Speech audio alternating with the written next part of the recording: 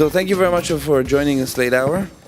My name is Ohad. I'm going to chair this session. For me, it's an interesting session because I'm coming from the downstairs, from that other conference where it's more the translation or the industry.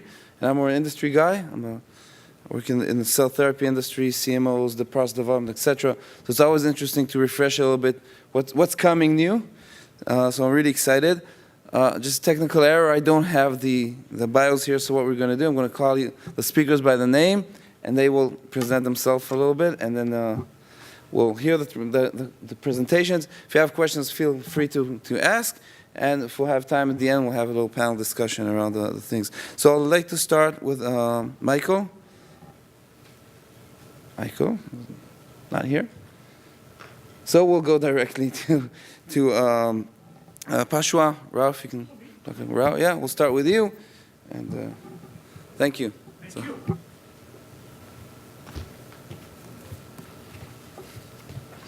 You got to explain this doohickey to me. It's already there, all right. So, good afternoon. I won't take up too much of your time because I know how unpopular I can get. I'm keeping you from your evening drinks.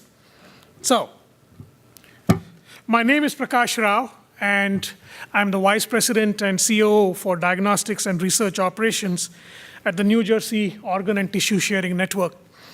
The topic of my talk today is how we believe that the deceased organ donor can also become a valuable resource for not only bone marrow, adipose tissue, stem cells, and also perhaps down the road, organ-specific stem cells.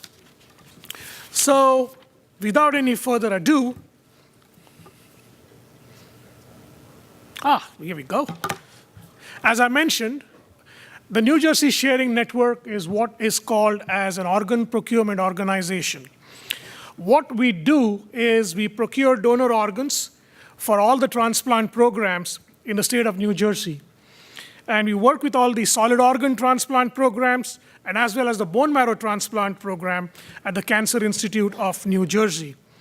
So under the auspices of the Sharing Network, we are now in the process of creating what we call the Personalized Transplant Medicine Institute, which essentially is going to be dedicated to the research and development of innovations aimed towards increasing the number of people who get a solid organ or a bone marrow transplant.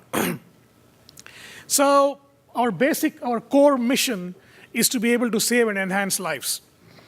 A few years ago, we developed this gleam in our eye, as we call it, when we wondered if the deceased organ donor could also be a valuable resource for not only bone marrow, adipose tissue, and as I mentioned, perhaps even organ-specific stem cells. But today, what I'm going to do is I'm going to focus on how we have successfully been able to isolate stem cells from deceased donor bone marrow and how we feel that this could perhaps bridge the gap between what is needed in terms of bone marrow stem cells and what is available.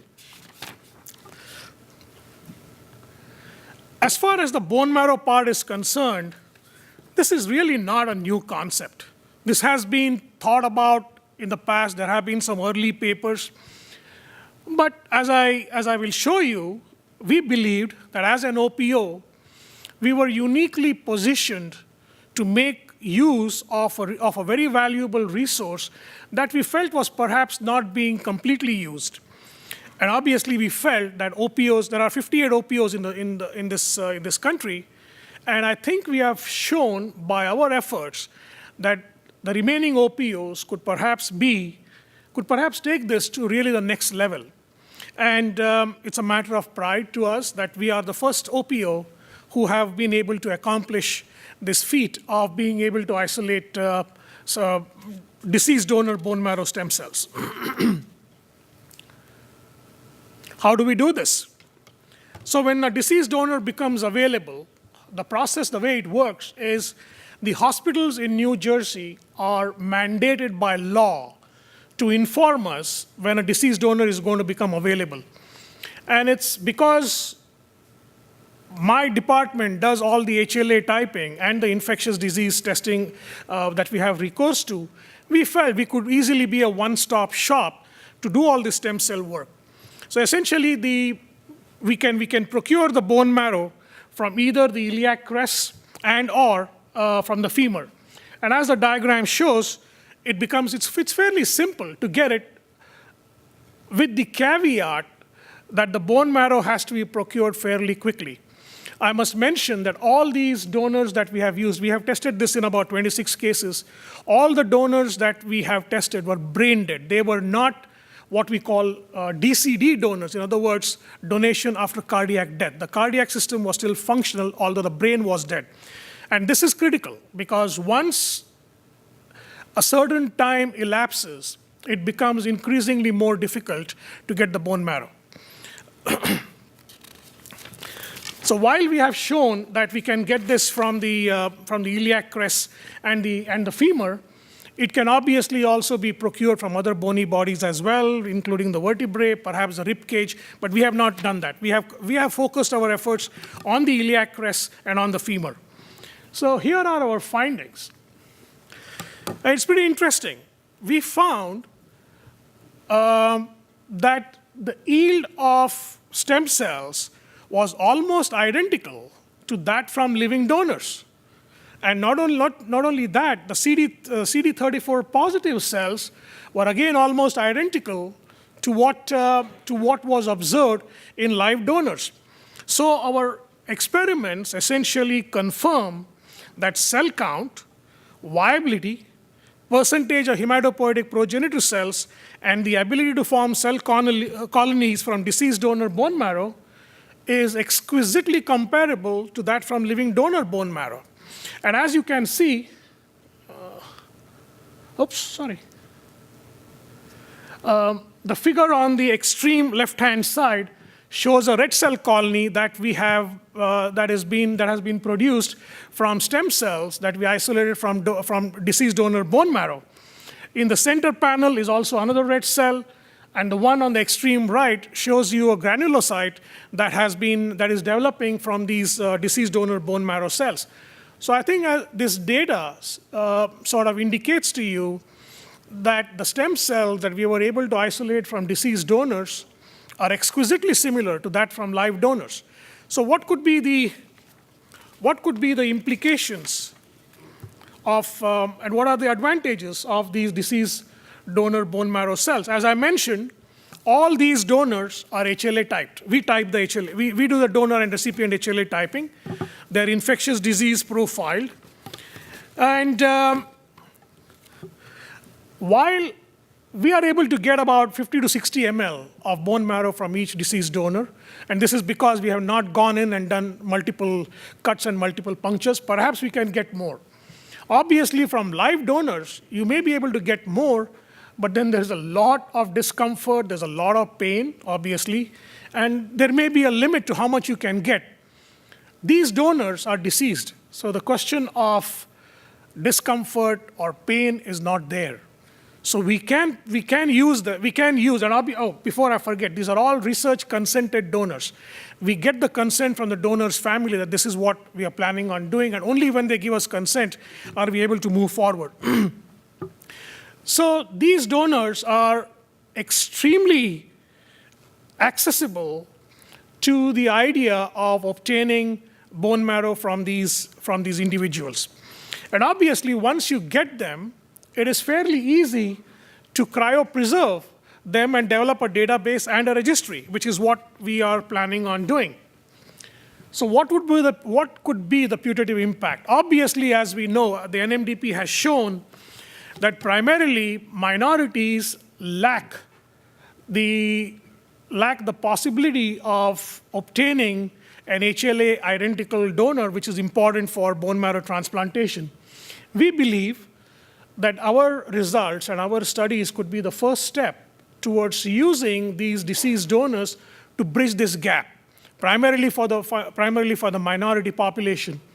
For us, New Jersey is a fairly diverse state. So we think that this could be a very good testing ground for this hypothesis that we are currently working on. What could be the conclusion of this? As I mentioned, the concept of using a deceased donor for bone marrow is not a new one. But I think we have now shown the framework of the capability of incorporating the procurement of bone marrow into the routine deceased donor workup. In other words, a deceased donor need not only be a resource of organs for transplant, but can also be a resource for bone marrow. And creating a bank focused on these HLA types could be the next step and could perhaps be used to ameliorate the the stem cell shortage, particularly for the minority population. And one last thing, if I may say, if I may also bring up, these are the tangible benefits. The intangible benefits, perhaps, is also that we can now tell the donor family how their loved one, the gift of their loved one, could not only help someone in terms of organ transplantation, but how the stem cells that we get from their donors could be used for the treatment of cancers. And I can tell you, having been in the field of transplantation for about 25 plus years, that is a very powerful message. And perhaps one of the tangible benefits of this intangible message could be that we can improve the organ donation rates in this country as well. So I believe we have something interesting going on, and I welcome any questions and any thoughts and suggestions. Thank you.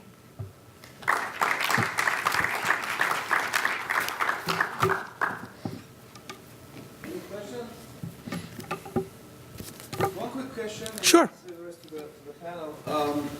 What about the regulatory? Would you think that could be a source for industry? Yes. And there's no regulatory issues about making money around? No, there isn't. As long as, we make money on the organs too. We charge the transplant programs what we call as a SAC, a standard acquisition charge, which takes into account all the testing, all the surgeon's fees, the OR, and everything else. This essentially would be one more facet of this.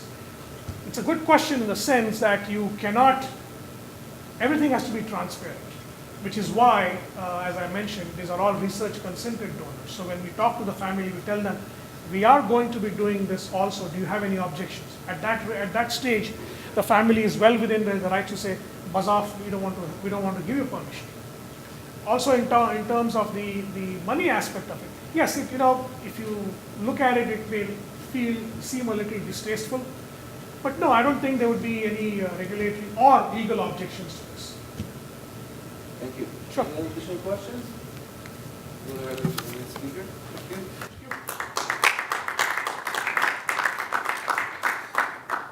So I'd like to invite Brian Goldstein from the University of Miami.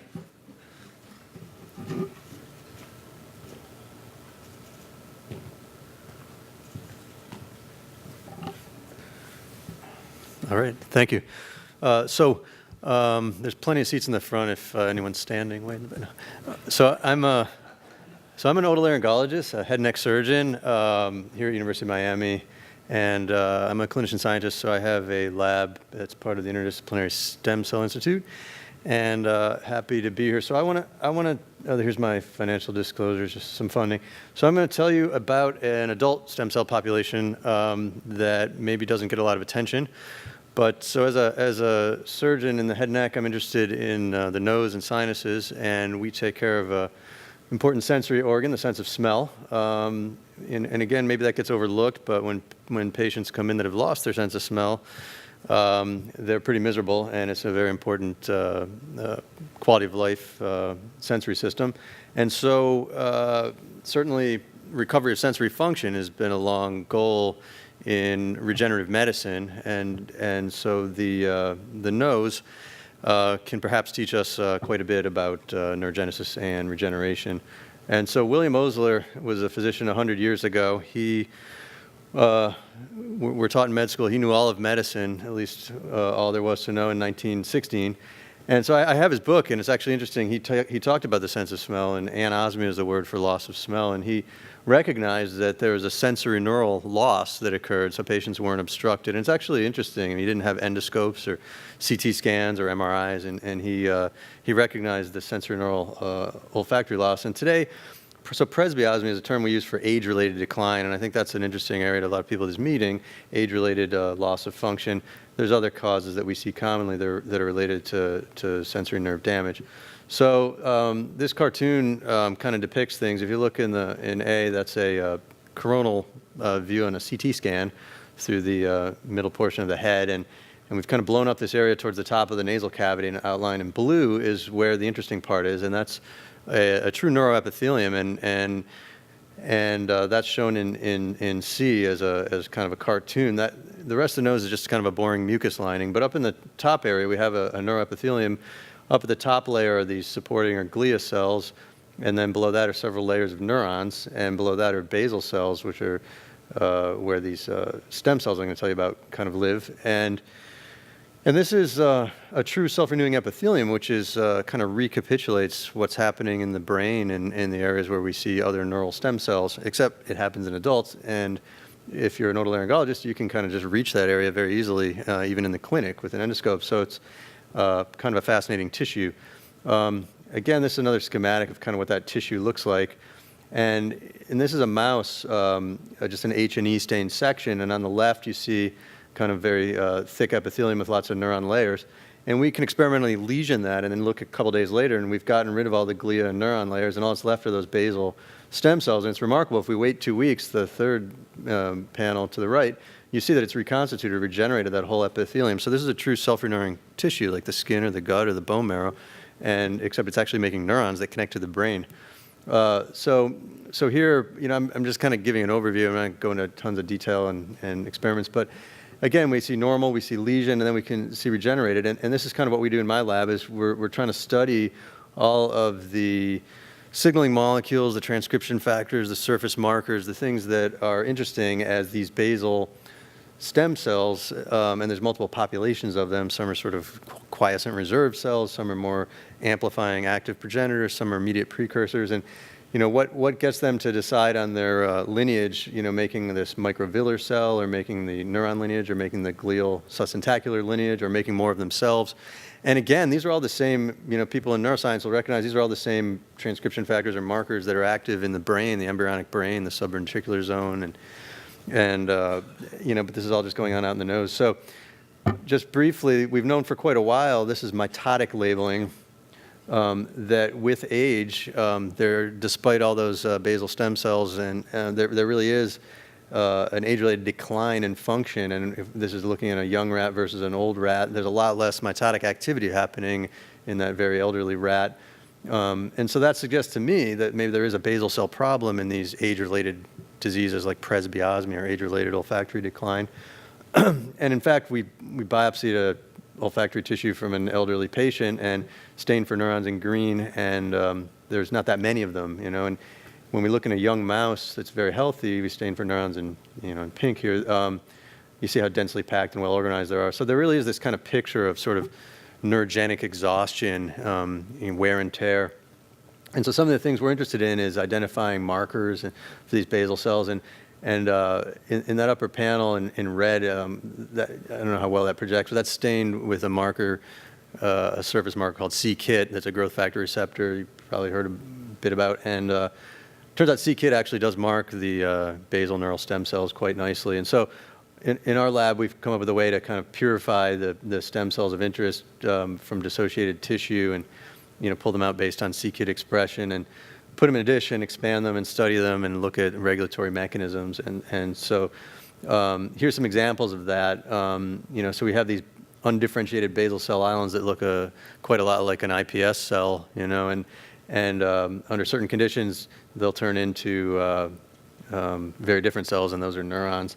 And we kind of, with time in the dish, as you go off to the right on the x-axis, that's time, looking at gene expression for neuron markers, they increase. So those are bona fide olfactory neurons appearing in the dish with time.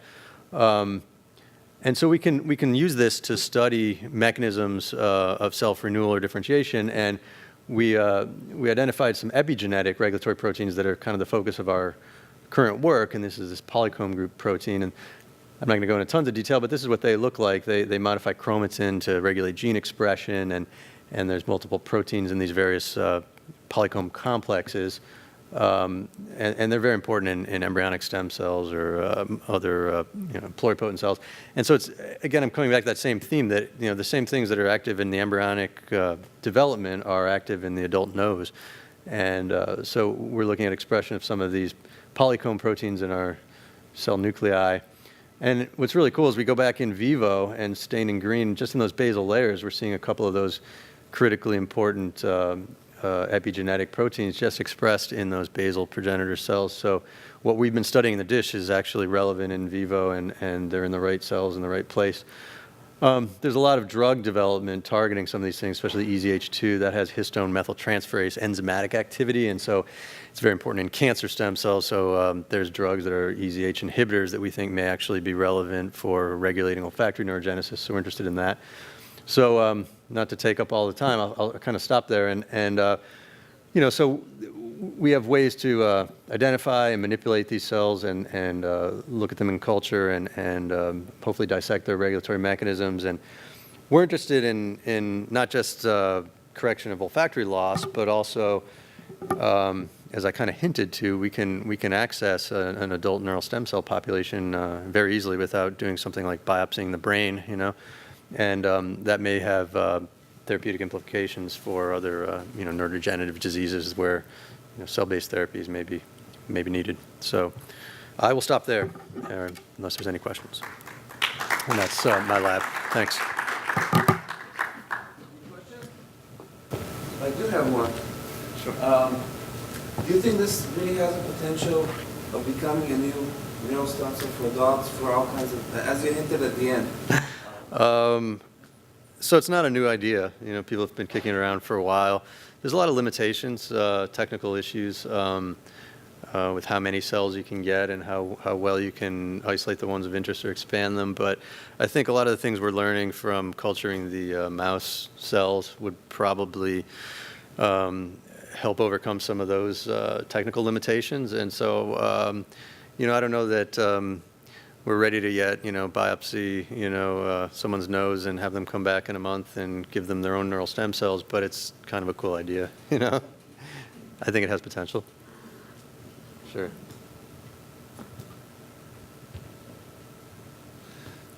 So, I'd like to invite Kostas for the next speaker.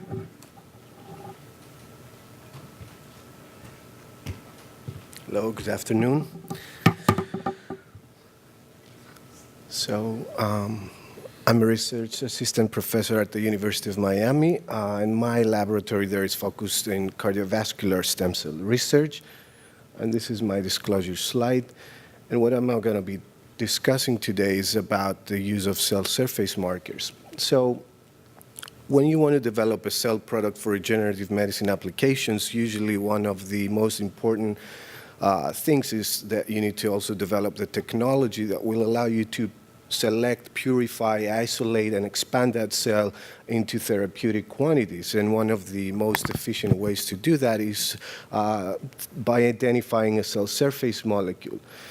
For example, in the field of cardiac regenerative medicine, one of the markers that has been used lately is the stem cell factor receptor C kit, which, as Bradley described earlier, it can also be used to identify resident cardiac progenitor cells from an adult heart tissue. These are neural crest cells. You can see them on green fluorescence migrating out of this myocardial tissue fragment, and under the proper conditions, these cells can go ahead and differentiate into beating myocytes. Another example is the use of cell surface markers such as the VEGF receptor KDR or signal regulatory protein alpha. Those are being currently used to identify cardiac precursor cells that are derived from human pluripotent stem cells. these markers are those cells compared to their adult counterparts are thought to be much more potent on their ability to form myocytes, and actually they can provide an unlimited source essentially for generating beating cells in vitro or for regenerative medicine applications. However, one caveat with these specific markers is that in addition to myocardial cells, they are also used, they can also select other cells that are probably unwanted cell types, such as a pacemaker cell. And when the cells as a pacemaker cell mixed with a cardiomyocyte is transplanted into a heart with heart failure, there are several preclinical studies now that have shown that these may contribute to the development of ventricular arrhythmias. And therefore, these kind of problems have delayed the translation of pluripotent stem cell technologies into the clinical practice. And there's an increasing need that we need to identify proper cell surface markers to specifically purify myocardial cells over other cell types that are present in the heart. And my group has been for a number of years interested on the growth hormone releasing hormone receptor, which is a G protein coupled receptor, and its role is to regulate the growth hormone IGF-1 axis. What we know about this molecule is when it becomes mutated in humans, it will lead to isolated growth hormone deficiencies, and these patients develop small but anatomically normal hearts, and there is also evidence that they are in increased risk to develop cardiovascular diseases in adulthood. We also know that when this particular surface marker is stimulated pharmacologically, it can promote cardioprotective effects and reverse the process of ventricular remodeling in response to heart damage. So the question is, however, what type of cells in the heart do express this specific type of receptor? And here's a confocal image from a human fetal heart tissue at 16 weeks of gestation. And as you can see, immunoreactivity to GHRH receptor, which is shown here in green fluorescent, can be almost exclusively located on the surface of cells that express this white protein on their nucleus, which is the transcription factor NKX2.5. And this is the master cardiac transcription factor that regulates the myocardial lineage development. So all of these are myocardial cells. And in some occasions, we also find expression of the receptor in a different type of cell that are shown here in magenta, and are a different type of transcription factor called islet-1. These islet-1 positive cells are thought to contribute to the right side of the heart, the right ventricle. They're thought to be secondary heart field derivatives, but also they're present in neural crest cells, and they give rise to structures of the outflow tract, cardiac ganglia, sympathetic neurons, and so on. We've also used similar approaches to look at mouse development, and this is an example from using a Cre-LOX-P recombination in mice with a MEF2C anterior heart field Cre reporter. So this mouse line takes all these islet-1 positive cells and tracks their fate during development, and see that they give rise to the right ventricle of the heart, which is shown here with red fluorescence, whereas the rest of the heart, the left ventricle and the atria, are derived from different types of cardiac precursor cells. But as you see on panel C, when we look for the immunoreactivity of islet-1, of the GHRH receptor, you will see that it's homogeneously colocalizing with NKX2.5 cells, which are the white nuclei, again shown in panels B and D. And this is regardless of their embryonic origin. So whether they're secondary heart field derived or neural crest derived or primary heart field derived, as long as they undergo differentiation into an NKX2.5 precursor, they will upregulate that particular receptor on their surface. So based on these observations, we wanted to see whether this receptor then can be used to purify myocardial progenitors from pluripotent stem cells. And to do that, we have used a well-described system that has been published by Lien and colleagues in 2012, where you take your pluripotent stem cells and activate beta-catenin signaling for 2 days with small molecules like chiron. And when you do that, these cells can be differentiated towards a primitive streak-like precardiac mesoderm state, which is indicated by the induction of the T-box transcription factor brachyury on day 2. And when you take those brachyury positive cells and block Wnt signaling for an additional 2 days, for example, in our case with the porcupine inhibitor IWP2, we can guide those cells toward a cardiac crescent-like stage where you have the primary and secondary heart field progenitors, and this is determined by the upregulation of the transcription factors NKX2.5 and islet-1 around day 7. And when you let those cells in culture for an additional couple of days, they will become fully contractile cardiac myocytes. So we wanted to look at what stage the receptor is being expressed and if it is expressed in human cells. So as you can appreciate, this gene expression analysis during this time course of differentiation, the receptor as well as its ligand GHRH, it's not found in undifferentiated stem cells nor in very early stage cardiac precursors, progenitor cells in the primitive streak.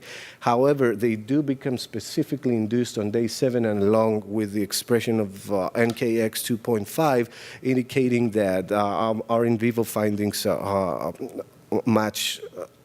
matching our in vivo observations. We've also done some confocal analysis to verify these findings. And here's a day 2 pluripotent stem cell derived cardiac cell expressing brachyury. These are the primitive streak-like early cells, and you see that they do not exhibit immunoreactivity to GHRH receptor or NKX2.5. However, as we specify them towards the cardiac crescent stage and they upregulate NKX2.5 and islet-1, they become strongly immunoreactive to GHRH receptor, and they will retain this immunoreactivity even as they undergo terminal differentiation into troponin-positive beating cardiomyocytes around day 8. And here's a flow cytometric analysis. You can see that when we sort those cells for the receptor by day 7, you can mark almost the entire NKX2.5 positive population, and these cells do go ahead and differentiate into beating myocytes. Now, one of the most interesting findings from our perspective is that compared to these other markers, it seems that this receptor is not expressed in other cell types, such as the pacemaker cells, which are arrhythmogenic in cell therapeutics.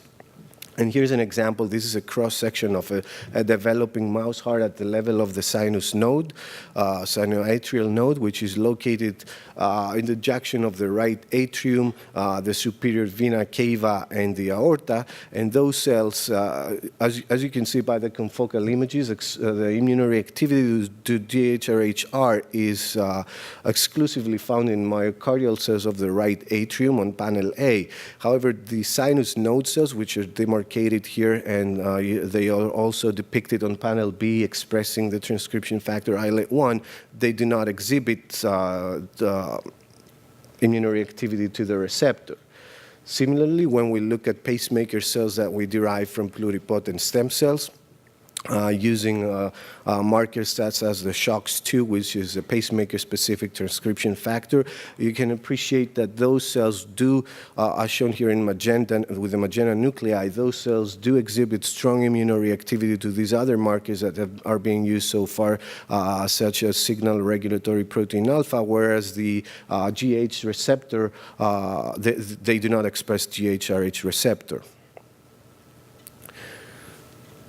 We also wanted to look more into the functional role of that molecule into cardiac myogenesis. So when we stimulate those cells between day 5 and 7, which is the time course of induction of this receptor with recombinant growth hormone releasing hormone, we can get a significant upregulation in the expression of NKX2.5, and these effects are completely abrogated when we use antagonists of GHRH signal signaling such as somatostatin.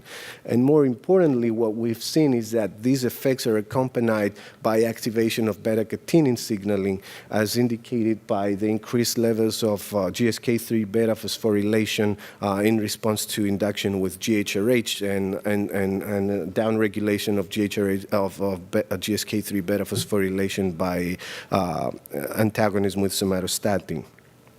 Conversely, when we mutate the receptor by using an inducible CRISPR-Cas9 approach, we do get a downregulation and transient downregulation on NKX2.5 expression and abnormal Wnt beta-catenin signaling, as indicated by the expression of axin-2 and LEF1. However, as you will note on the videos that are displayed on panels B and C, those cells have absolutely no problem on beating myocytes. So I'm not going to take any more of your time. I think that our studies indicate that this receptor is a universal marker for NKX2.5 positive atrioventricular precursors and cardiomyocytes, and it's likely involved in Wnt-independent regulation of beta-catenin signaling in those precursor cells. We also showed evidence that it may be useful for separating between pacemaker cells and myocardial progenitors for regenerative medicine applications, and therefore we hope that it will serve as a novel surface marker for the selection of pacemaker-free myocardial precursors or cardiomyocytes from pluripotent stem cells for their use in downstream single or combinatorial cell-based therapies for the treatment of cardiovascular disease. And I'd like to thank you all for your time, and my colleagues at the Interdisciplinary Stem Cell Institute, Dr. Joshua here, who's the director and our mentor, Dr. Andrew Sally at the VA Hospital, Anastasia, Alessandro, and all the other members of our group. Thank you.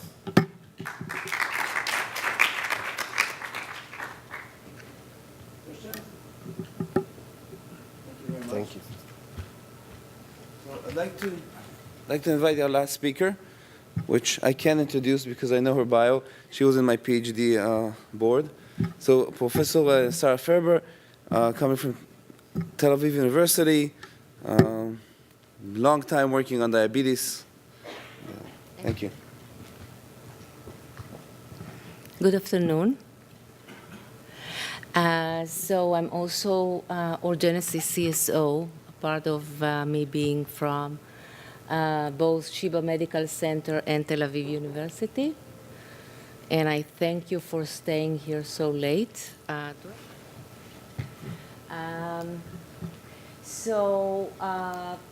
When insulin was found 100 years ago, in his Nobel Prize lecture,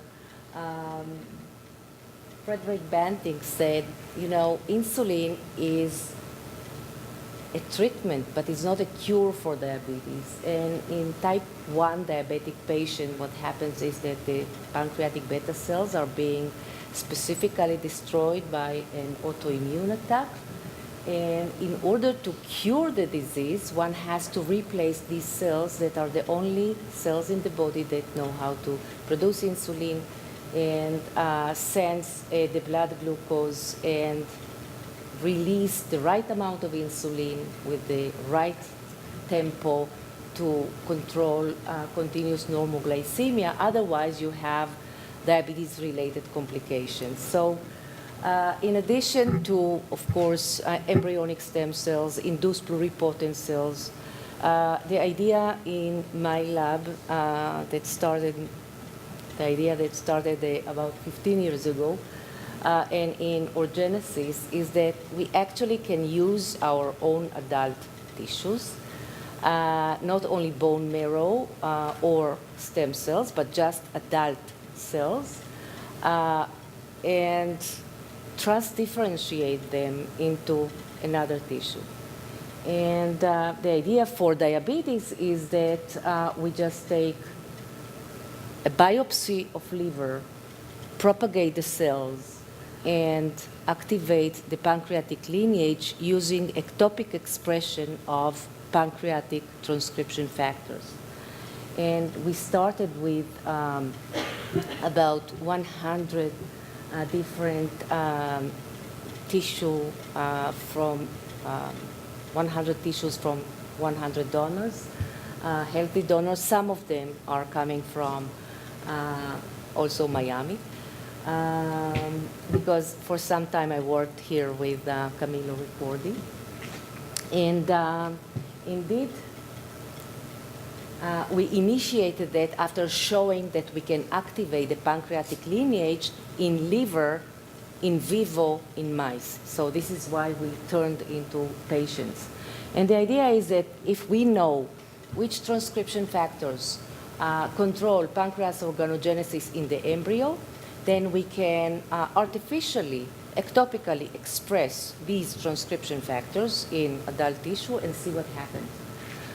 We started with PDX1, which is very high in the hierarchy of the transcription factors that control pancreas organogenesis. Many of the transcription factors we've heard now from both of you, that in this combination or another is also participating in other tissues development. And what we saw is that just using PDX1, we could activate insulin production and processing capacity and storage in secretory vesicles and release of the processed insulin in a glucose regulated manner, which is very, very important. If you look at the fact that glucose controls the processed insulin secretion within the physiological range, because we were capable of activating the pancreatic lineage not only in liver, but also in skin, both in keratinocytes and fibroblasts, but we could never reach a physiological control of of insulin release. And when these human liver cells were being implanted in SCID-NOD mice that were rendered diabetic with streptozotocin, we just destroyed their beta cells, you could see an amelioration of blood glucose levels because these cells were implanted under the kidney capsule of the mice. And once the kidneys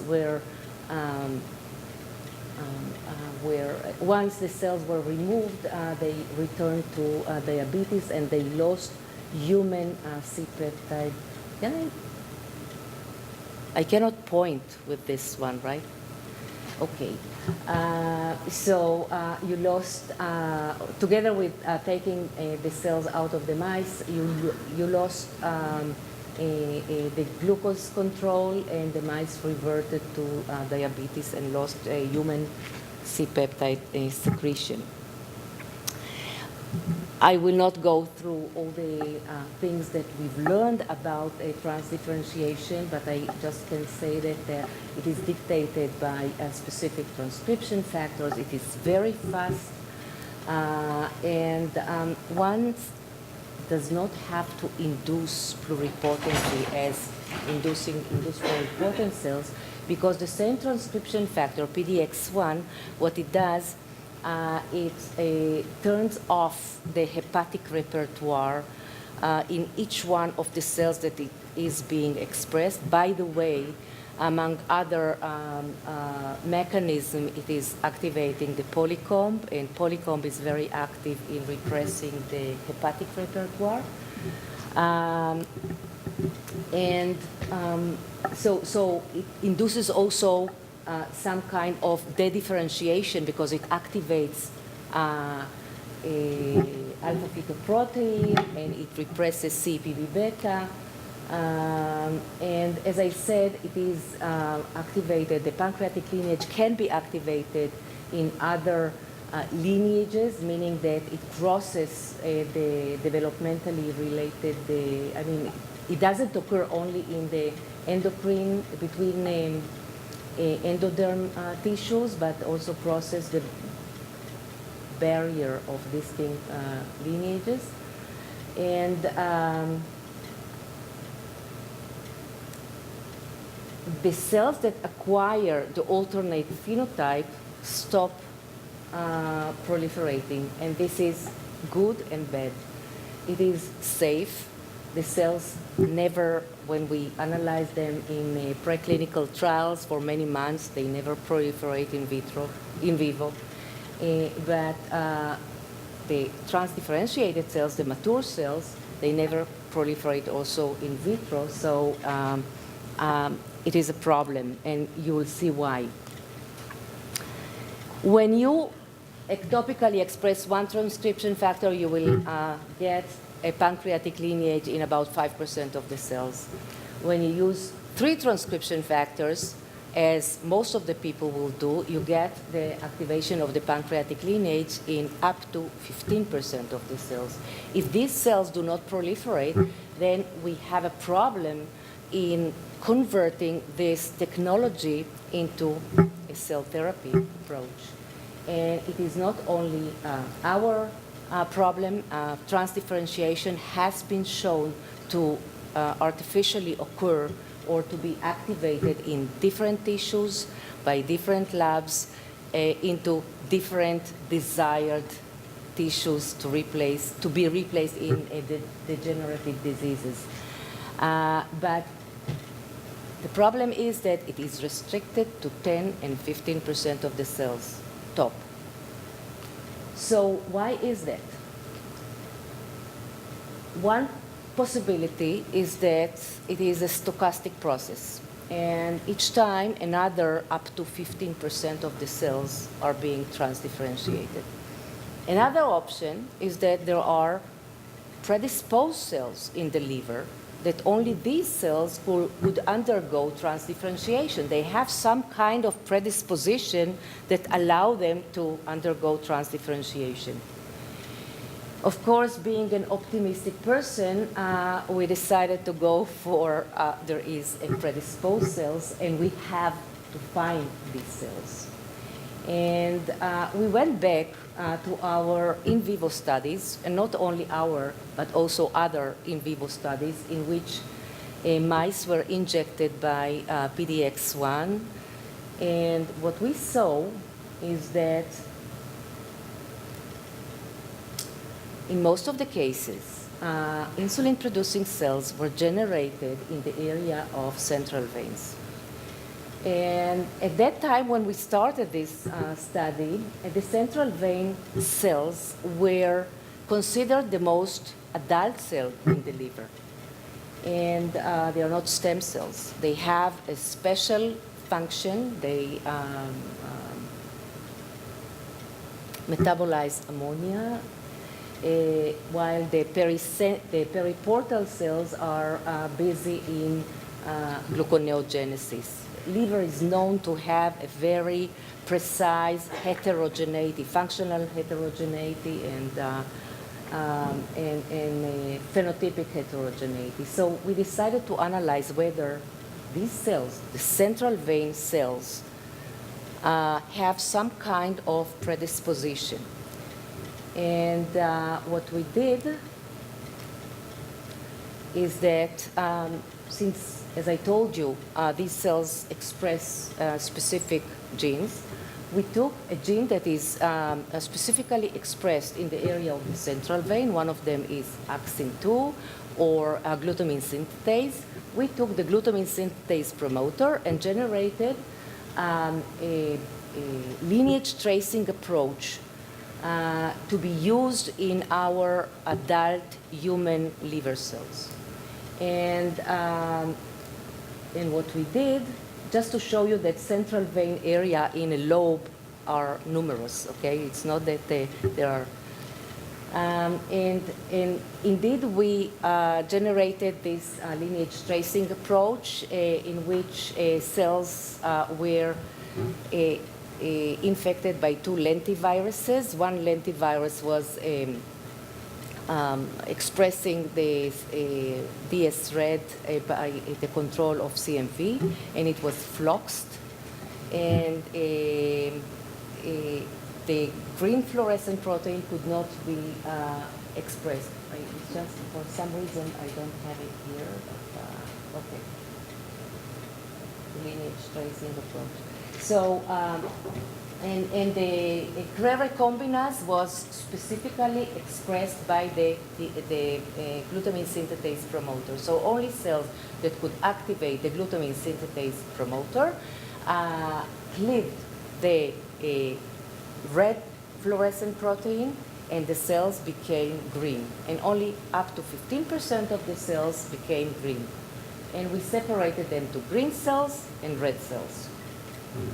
And what we see here is that the green cells, DS red cells, have most of the transdifferentiation activity when we treated the cells by the 3 transcription factors. They express high level of insulin gene, glucagon, and other pancreatic markers. The same for insulin secretion. Most of insulin secretion activity is within the EGFP cells. Now, is this characteristic inherited? And the answer is yes, because cells 5 passages after separation and cells 10 to 12 passages after separation to green and red cells had the same priority in activation, the insulin production. The same as we implanted the cells under the skin, and we could see that 60 to 70% of the cells, of the human cells, were positive to insulin. The mechanism, I will not get into it, but it happened at that time, 1 year ago, I think. Royal News published a paper showing that upon a homeostatic condition in the liver, pericentral cells actually have the capacity to repopulate the entire liver. And it fits very well with whatever we found. And we found, first of all, that the transdifferentiation process of liver to pancreas is sensitive to Wnt signaling, and indeed, the only cells that are sensitive to Wnt signaling in the liver are the pericentral cells. And we found indeed that our cells, the green cells, had higher level of activated beta-catenin, while the red cells had a higher level of APC. And to make a long story shorter, we found that indeed Wnt signaling is crucial, because when you inhibit Wnt signaling, you oblate transdifferentiation also in the green cells. However, it is insufficient. And what is sufficient, what is essential for the transdifferentiation is that these red cells that resist the transdifferentiation process, not only that the DNA there is more methylated, but you have first to induce some epigenetic modification that, among other things, is HDAC inhibition, and only afterwards you can work further with Wnt signaling to increase the transdifferentiation process. So it's both Wnt signaling and epigenetic modification of the resistant cells. Because otherwise, you could consider 2 things. Either you pre-select the predisposed cells and propagate them separately, or try to persuade the red cells to become sensitive to transdifferentiation. So we did both things, and both things work. So only now we can actually translate this technology into the clinic, because we can propagate for 1 diabetic patient, we need about 2 billion cells.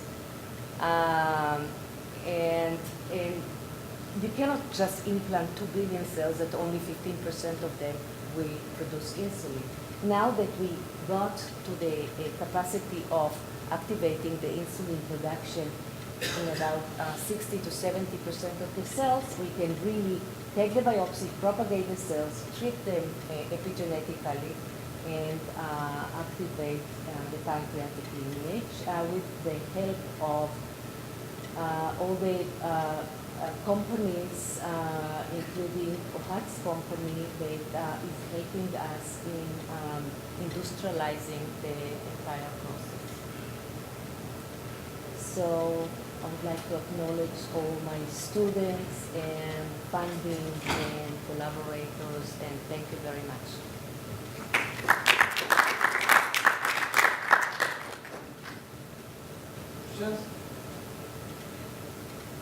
Thank you. So I think in a matter of time and following the comment by Dr. Ru, I think we'll release you all for dinner drinks. So thank you very much.